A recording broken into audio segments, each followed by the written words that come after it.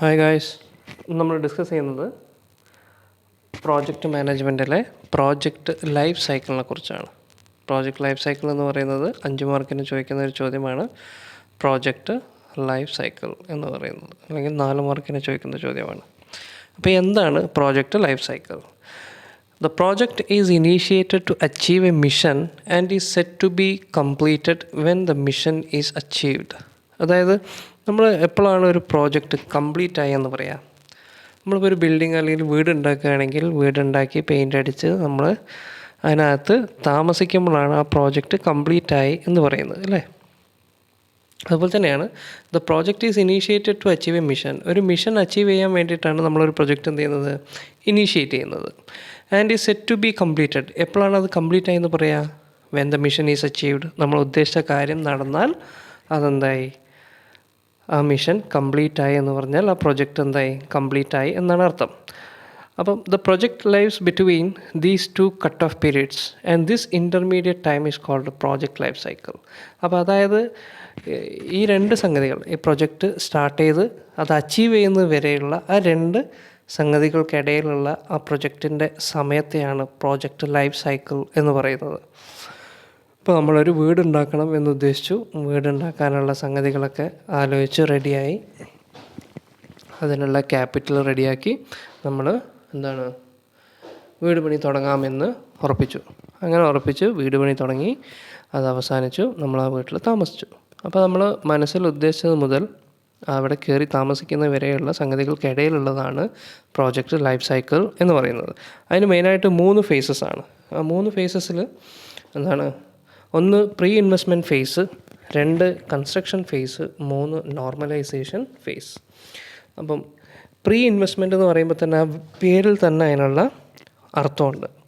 അത് വെച്ചാൽ it is concerned with the formulation of objectives, അതുപോലെ തന്നെ ഡിമാൻഡ് ഫോർകാസ്റ്റിംഗ്, ഇൻപുട്ടിൻ്റെ ഇവാലുവേഷന്, പിന്നെ സെലക്ഷൻ ഓഫ് സ്ട്രാറ്റജി, പിന്നെ അതുപോലെ തന്നെ ഫിനാൻഷ്യൽ പ്രൊഫൈലിൻ്റെ പ്രൊജക്ഷൻസ്, കോസ്റ്റ് ബെനിഫിറ്റ് അനാലിസിസ്, പിന്നെ അതുപോലെ തന്നെ ലൈസൻസ്, പേപ്പർ വർക്കുകൾ. അതായത് കുറഞ്ഞ ഇൻവെസ്റ്റ്മെൻറ്റുള്ള ഒരു ഫേസാണ് പ്രീ ഇൻവെസ്റ്റ്മെൻറ്റ് ഫേസ് എന്ന് പറയുന്നത്. അവിടെ നമ്മൾ സ്ട്രാറ്റജികൾ എങ്ങനെയാണ് കൺസ്ട്രക്ട് ചെയ്യേണ്ടത്, എത്ര സമയം എടുക്കണം, എത്ര കോസ്റ്റ് ചിലവാകും, അതിൻ്റെ കോസ്റ്റ് ബെനിഫിറ്റ് അനാലിസിസ് ഒക്കെ എങ്ങനെയാണ്, നമ്മൾ ഉണ്ടാക്കണോ അതല്ലേ എവിടെ നിന്ന് വാങ്ങണോ, പിന്നെ demand forecasting, formulation of objectives, ഇതൊക്കെയാണ് പ്രീ ഇൻവെസ്റ്റ്മെൻറ്റ് ഫേസിൽ വരുന്നത്. അവിടെ ഇൻവെസ്റ്റ്മെൻറ്റ് കുറവാണ്, ലെസ്സാണ്.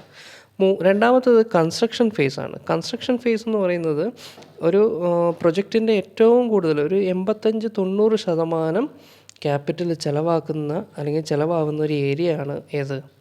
കൺസ്ട്രക്ഷൻ ഫേസ് എന്നുള്ളത്. ആ പേര് തന്നെ അതിനർത്ഥമുണ്ട്, കൺസ്ട്രക്ഷൻ. ഇപ്പോൾ നമ്മളൊരു ബിൽഡിംഗ് ഉണ്ടാക്കുകയാണെങ്കിൽ നമ്മൾ തൊട്ട് മുമ്പ് അതിന് വേണ്ട പെർമിഷനും അതിൻ്റെ സ്ട്രാറ്റജിയും പ്രൊജക്ഷനും ഫിനാൻഷ്യൽ അനാലിസിസും കോസ്റ്റ് ബെനിഫിറ്റ് അനാലിസിസൊക്കെ നടത്തിയതിന് ശേഷം നമ്മൾ ആ കൺസ്ട്രക്ഷൻ അങ്ങോട്ട് തുടങ്ങുകയാണ്. അപ്പോൾ കല്ലിന് പൈസ, ആൾക്കാർക്ക് കൂലി കൊടുക്കണം, സിമൻറ്റ് വാങ്ങണം, കമ്പി വാങ്ങണം, അല്ലേ? അതൊക്കെ കോസ്റ്റാണ്. അപ്പോൾ ഏറ്റവും കൂടുതൽ കോസ്റ്റ് ചിലവാകുന്നത് അല്ലെങ്കിൽ ഏറ്റവും കൂടുതൽ ഇൻവെസ്റ്റ്മെൻറ്റ് ചിലവാകുന്നത് കൺസ്ട്രക്ഷൻ ഫേസിലാണ്. ഓക്കെ, ആ സ്റ്റേജിൽ കൺസ്യൂംസ് മാക്സിമം എക്സ്പെൻഡിച്ചർ, ഏറ്റവും കൂടുതൽ ചിലവ് വരുന്നത് ഈ ഒരു ഫേസിലാണ്. അപ്പോൾ ഇതിൽ എന്തൊക്കെയാണെന്ന് വെച്ച് കഴിഞ്ഞാൽ ഡെവലപ്പിംഗ് ഇൻഫ്രാസ്ട്രക്ചർ, ബിൽഡിംഗ് ഉണ്ടാക്കുക, കൺസ്ട്രക്ഷൻ ഓഫ് ബിൽഡിംഗ്, പിന്നെ അതുപോലെ തന്നെ ഇൻഫ്രാസ്ട്രക്ചറൽ ഡെവലപ്മെൻറ്റ്, പിന്നെ ക്യാപിറ്റൽ റിക്വയർമെൻറ്റിൽ വരുന്നത് കോസ്റ്റ് ഓൺ ലാൻഡ്, സ്ഥലം വാങ്ങണമെങ്കിൽ ആ സ്ഥലത്തിൻ്റെ പൈസ, ബിൽഡിങ്ങിൻ്റെ പൈസ, ആ ബിൽഡിംഗ് ഉണ്ടാക്കാനുള്ള സിവിൽ വർക്ക്, മെഷീനറി എക്യുപ്മെൻറ്റ്സ് വാങ്ങണമെങ്കിൽ അങ്ങനെ, ആൻസിലറി യൂണിറ്റ്സ്, അതായത് ഈ മെഷീനറികളെ സപ്പോർട്ട് ചെയ്യുന്ന മറ്റു എക്യുപ്മെൻറ്റ്സ്, അതായത് മെയിൻ്റനൻസും മറ്റും കാര്യങ്ങൾക്കൊക്കെ വേണ്ട എക്യുപ്മെൻറ്റ്സ്, അതാണ് ആൻസിലറി യൂണിറ്റ്സ്. ഇത്രയൊക്കെ വാങ്ങണമെങ്കിൽ നല്ലൊരു എക്സ്പെൻഡിച്ചർ വരും, നല്ല ചിലവ് വരും. അതാണ് കൺസ്ട്രക്ഷൻ ഫേസ് എന്ന് പറയുന്നത്. മൂന്നാമത്തത് നോർമലൈസേഷൻ ഫേസാണ്. നോർമലൈസേഷൻ ഫേസ് എന്ന് പറയുന്നത് അപ്പോൾ നമ്മുടെ പ്രൈമറി ഒബ്ജക്റ്റീവ് എന്ന് പറയുന്നത് to produce goods and services. അതായത് ഇപ്പോൾ ഒരു വീടിൻ്റെ കേസിലാണെങ്കിൽ ഒക്കെ ഉണ്ടാക്കി കഴിഞ്ഞ് നമ്മൾ അതിൻ്റെ ഉള്ളിൽ കയറി താമസിക്കണം അല്ലേ. അത് താമസിക്കുന്ന സ്റ്റേജാണ് നോർമലൈസേഷൻ ഫേസ് എന്ന് പറയുന്നത്. അവിടെ എന്താണ്, നമ്മളിപ്പോൾ ഒരു ബിസിനസ്സിലാണെങ്കിൽ നമ്മൾ ഗുഡ്സ് പ്രൊഡ്യൂസ് ചെയ്യാൻ തുടങ്ങി, അല്ലെങ്കിൽ സർവീസ് പ്രൊഡ്യൂസ് ചെയ്യാൻ തുടങ്ങി. നമ്മൾ എന്തിനാണോ ആ പ്രോജക്റ്റ് എസ്റ്റാബ്ലിഷ് ചെയ്തത് അതിൻ്റെ പ്രൈമറി ഒബ്ജക്റ്റീവായ ഗുഡ്സ് ആൻഡ് സർവീസസ് പ്രൊഡ്യൂസ് ചെയ്ത് തുടങ്ങുന്ന ഫേസാണ് നോർമലൈസേഷൻ ഫേസ്. പിന്നീട് അവിടെ നിന്ന് അങ്ങോട്ട് എന്തായി, നോർമലായി, എല്ലാ കാര്യങ്ങളും നോർമലാവും. The expenditure has to be incurred on raw material, fuel, utilities, administration and operation maintenance.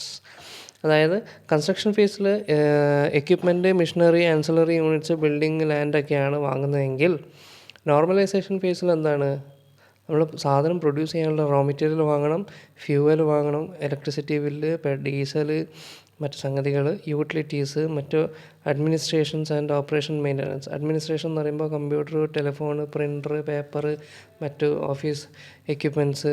പിന്നെ ഓപ്പറേഷൻ മെയിൻ്റനൻസ്, ഓപ്പറേഷൻ മെയിൻ്റനൻസിന് വേണ്ട എന്താണ് സാധനങ്ങൾ. ഇതൊക്കെ നമ്മൾ വാങ്ങുന്നത് ഏതിലാണ്, നോർമലൈസേഷൻ ഫേസിലാണ്. അപ്പം കൺസ്ട്രക്ഷൻ ഫേസ് കഴിഞ്ഞാൽ പിന്നെ ചിലവ് വരുന്നത് നോർമലൈസേഷൻ ഫേസിലാണ്. ഏറ്റവും ലോ ഇൻവെസ്റ്റ്മെൻറ്റ് വരുന്നത് ഏതിലാണ്, പ്രീ ഇൻവെസ്റ്റ്മെൻറ്റ് ഫേസിലാണ്. ഇതാണ് പ്രോജക്റ്റ് ലൈഫ് സൈക്കിൾ എന്ന് പറയുന്നത്.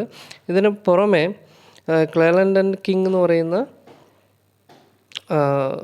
രണ്ടാൾക്കാർ ഒരു പ്രോജക്റ്റിൻ്റെ ഫേസ് ഉണ്ടാക്കിയത് കൺസെപ്ഷൻ ഫേസ്, ഡെഫിനിഷൻ ഫേസ്, പ്രൊഡക്ഷന്, ഒബ്സർവേഷൻ, ഡൈവെസ്റ്റ്മെൻറ്റ്, പോസ്റ്റ് മോർട്ടം. ഈ 6 ഫേസസാണ്. പക്ഷേ ഇത് അങ്ങനെ എക്സാമിന് സാധാരണ ചോദിക്കാറില്ല.